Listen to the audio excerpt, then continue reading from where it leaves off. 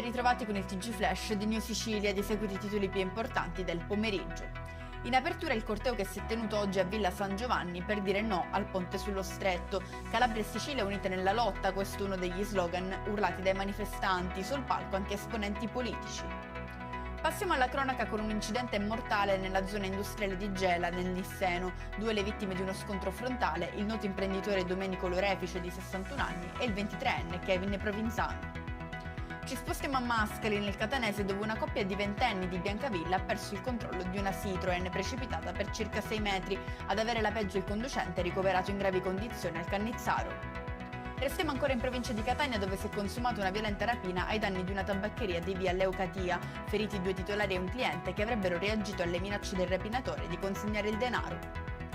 In conclusione il meteo, domani le temperature si manterranno alte con picchi anche al di sopra dei 30 gradi, non si esclude la presenza di piogge in alcune province. E con questo è tutto, prossimo appuntamento lunedì alle 13:30, grazie per averci seguito, arrivederci.